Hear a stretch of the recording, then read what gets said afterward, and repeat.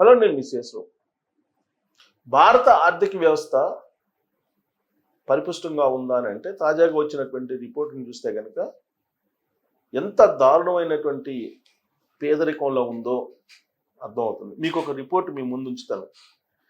భారతదేశానికి సంబంధించి నేను చాలా సందర్భాల్లో చెప్పాను.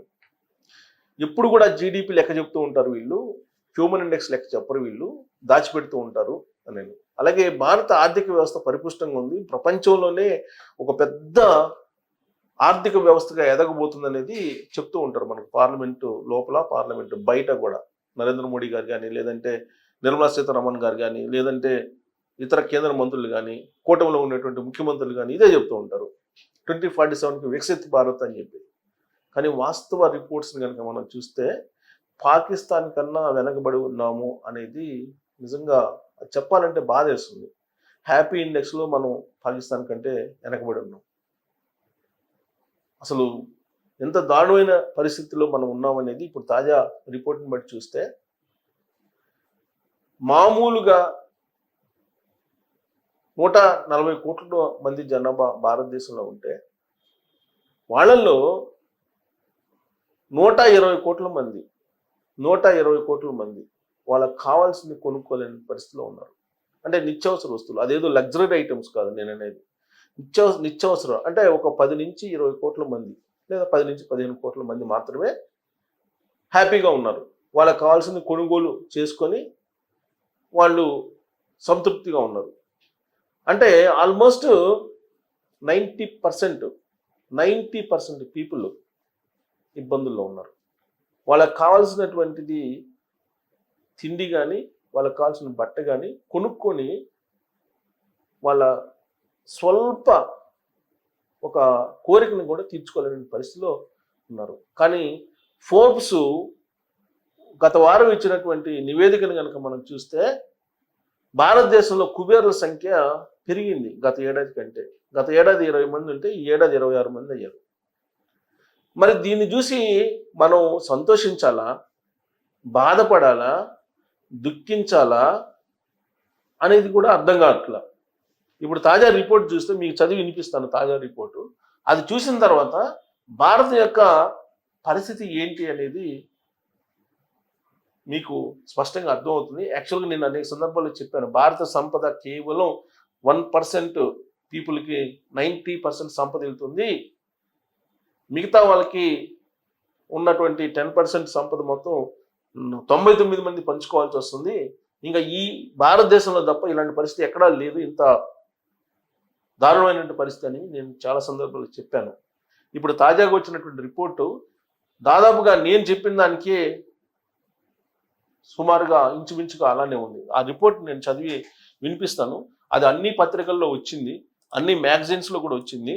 అది చదివితే కనుక భారతదేశం ఇంత దారుణంగా ఉందా అనిపిస్తుంది. చూడండి, ఇది నేను చదివిస్తాను. 100 కోట్ల మంది భారతీయుల వద్ద ఖర్చులకు డబ్బులు లేవు. ఇది స్వేచ్ఛగా ఖర్చు కలిగేది 13 నుంచి 14 కోట్ల మందే. బ్లూమ్ వెంచర్స్ అంచనా, ఇది అంచనా వేసింది ఈ సంస్థ.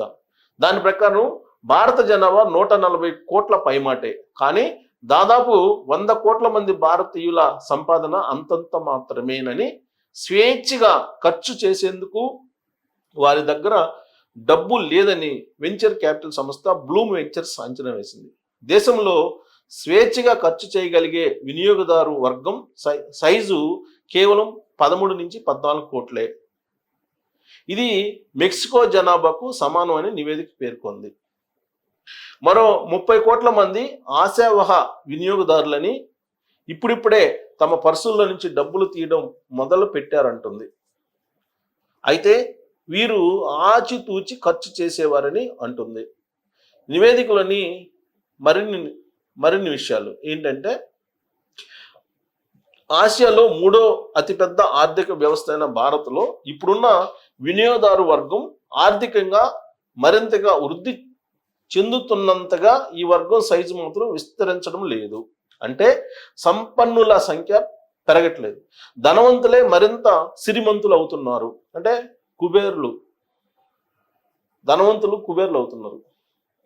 ఇది భారత వినియోగదారు మార్కెట్ దిశను మారుస్తుంది. ముఖ్యంగా ప్రీమియమైజేషన్ ట్రెండ్ పెరుగుతోంది. చాలా బ్రాండ్లు విస్తృత ప్రజానీకం కొనగలిగే ఉత్పత్తులకు బదులు ధనవంతులైన వారి కోసం ఖరీదైన అప్గ్రేడెడ్ ఉత్పత్తుల విక్రయం పైన ప్రధానంగా దృష్టి సారిస్తున్నాయి. అత్యంత విలాసవంతమైన గేటెడ్ కమ్యూనిటీల్లో గృహాలు, ఐఫోన్ వంటి ప్రీమియర్ మొబైల్స్ విక్రయాల్లో అనూహ్య వృద్ధి ఇందుకు నిదర్శనం. దేశీయ స్థిరాస్తి మార్కెట్లో అందుబాటు ధరల్లో లభించే గృహాల ప్రాజెక్టుల వాటా 5 ఏళ్ల క్రితం 40% ఉండగా ఇప్పుడు అది 15%కి తగ్గింది. అంటే దీని అర్థం ఏంటి? మధ్యతరగతి పేద వర్గాల జాబితాలోకి వెళ్ళిపోతున్నారు. మామూలుగా ఆర్థిక పరిస్థితి బాగుంటే కనుక మధ్యతరగతి ఉన్నత వర్గాలుగా మారాలి, పేదలు ఉన్న మధ్యతరగతిగా మారాలి. కానీ ఇక్కడ ఈ నివేదిక చూస్తే మధ్యతరగతి పేదలుగా మారిపోయారు. మార్కెట్లో బ్రాండెడ్ ఉత్పత్తుల మార్కెట్ వాటా వేగంగా పెరుగుతుంది. అంటే కుబేర్లు కొనేటువంటి వస్తువుల డిమాండ్ పెరుగుతుంది అనమాట భారతదేశంలో. అంటే డేవిడ్ హార్లిసన్,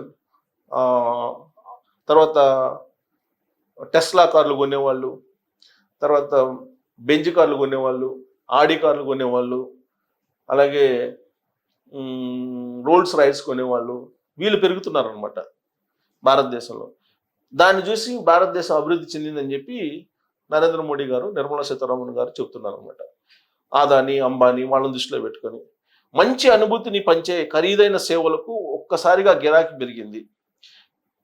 కోల్డ్ ప్లే, ఎడ్ షరన్ వంటి పాశ్చాత్య గాయకులు భారత్లో నిర్వహించిన లైవ్ షోల టికెట్లు హాట్ కేకుల్లో అమ్ముడయ్యాయి. కోవిడ్ సంక్షోభం తర్వాత కాలంలో ధనవంతుల ఆస్తి మరింత పెరగగా పేదలు మరింత పేదరికంలోకి జారుకున్నారన్న అభిప్రాయాన్ని ఈ రిపోర్ట్లో వెల్లడైన విషయాలు సమర్థిస్తున్నాయి. వాస్తవానికి ఈ ట్రెండ్ కరోనా సంక్షోభానికి ముందే ప్రారంభమైంది. దేశంలో ఆర్థిక అసమానత పెరుగుతూ వస్తోంది. ఇదే కనుక ఇలానే పెరుగుతూ వస్తే కొన్ని సంఘటనలు గుర్తొస్తున్నాయి. భారతదేశ కాదు, ప్రపంచవ్యాప్తంగా జరిగినటువంటి కొన్ని సంఘటనలు ఏంటంటే, మనం సోమాలియాలో చూసాం. సోమాలియాలో అప్పట్లో ఏం జరిగింది తెలుసా? సోమాలియాలో కూడా ఇదే జరిగింది. ధనవంతులు మరింత ధనవంతులు అయిపోయారు, పేదలు మరింత పేదలు అయిపోయారు, ఆర్థిక అసమానతలు పెరిగాయి. ఈ మధ్యకాలంలో జగన్మోహన్ రెడ్డి గారు చెప్పారు క్లాస్ వార్ అనేది, అది వచ్చింది అక్కడ సోమాలియాలో. అప్పుడు ఏం చేశారంటే, ధనవంతులు ఇళ్ల మీద పడి వాళ్ళు ఆహార ఉత్పత్తులన్నింటినీ కూడా పేదలు లాగేసుకున్నారు. అలాంటి పరిస్థితి వస్తుంది. వెనుజులా సేమ్ అలాంటి పరిస్థితి వచ్చింది. శ్రీలంకలో ఈ మధ్యకాలంలో మనం చూసాం. బంగ్లాదేశ్ పరిస్థితి చూసాం. పాకిస్తాన్ పరిస్థితి చూస్తున్నాం. మరి ఇలాంటి సిచ్యువేషన్ భారతదేశానికి వస్తుందంటే దరిదాపుల్లో ఉందని చెప్పి ఈ రిపోర్ట్ చెప్తుంది. ఇక దేశ సంపదలో 57.7% కేవలం 10% మంది భారతీయుల వద్దే కేంద్రీకృతమై ఉంది. ఇది 57 కాదు, నాకు తెలిసినంత వరకు ఇంకా ఎక్కువ ఉంటుంది. 60%, 10% మంది ప్రజల దగ్గర ఉంటుంది. 60-70%, దాదాపు 60% ఇచ్చేసాడు, 70% ఉండొచ్చు. 1990లో అంటే ఆర్థిక సంస్కరణలో రావడానికి ముందు ఈ వాటా 34% కాగా, దేశ సంపదలో ఆర్థిక స్తోమత పరంగా దిగువ 50%లో ఉన్న జనాభా వాటా 22% నుంచి 15%కి పడిపోయింది.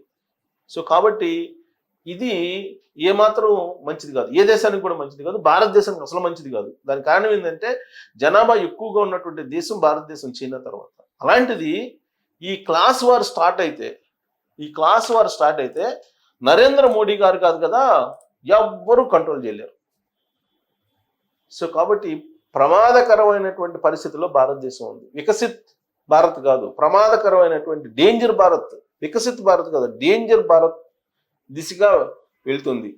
ఇప్పటికైనా సరే ప్రధానమంత్రి గారు వాస్తవాలని గ్రహించి జీడిపి, తలసరి ఆదాయం వీటిని చెప్తూ జనాభాని మోసం చేసుకుంటూ వెళ్తే దేశంలో అనిశ్చిత పరిస్థితి నెలకొంటుంది. అది ఏ రూపంలో ఉంటుంది, ఏ రూపంలో ఉద్యమాలు వస్తాయి కూడా మనకు అంచనా వేయలేం. సౌత్ నార్త్ అని ఉద్యమం వస్తుందా, లేదంటే ధనికులు పేదలు అనేటువంటి ఉద్యమం వస్తుందా, లేదంటే ఆహార కొరత ఏర్పడినప్పుడు ఆకలి కేకలతోటి మరి ఉద్యమం వస్తుందా, ఏ రూపంలో వస్తుందో మనం అంచనా వేయలేం. కానీ ఖచ్చితంగా ఈ రిపోర్టు, తాజాగా వచ్చిన రిపోర్ట్ మాత్రం ఒక డేంజర్ సిగ్నల్ పాలకులకి, ప్రత్యేకించి నరేంద్ర మోడీ గారి పాలన, నరేంద్ర మోడీ గారు తీసుకున్నటువంటి విధానాలు మార్చుకోకపోతే కనుక ఈ పేదలకి పెద్దలకి, ధనికులకి పేదలకి మధ్య అంతరం పెరిగిపోతే కనుక ఖచ్చితంగా క్లాస్ వార్ దిశగా వెళ్ళేటువంటి అవకాశం ఉంది. ఇది దేశానికి చాలా ప్రమాదకరం అని చెప్పి మనం చెప్పొచ్చు. ఎందుకంటే ప్రపంచంలో అనేక దేశాల్లో అదే జరిగింది కాబట్టి. సో ఇప్పటికైనా మేలుకోకపోతే, మేలుకొని విధానాలు మార్చుకోకపోతే ఇదే తరహాలో కుబేర్లు మరింత పెరుగుతారు. ప్రతి ఏడాదికి పేదల సంఖ్య కూడా పెరుగుతుంది. డెఫినెట్గా సమీప భవిష్యత్తులోనే ఒక భారతదేశంలో ఒక డేంజర్ భారత్ని మనం చూసేటువంటి అవకాశం ఉంది. అలాంటి పరిస్థితి రాకూడదని కోరుకుందాం.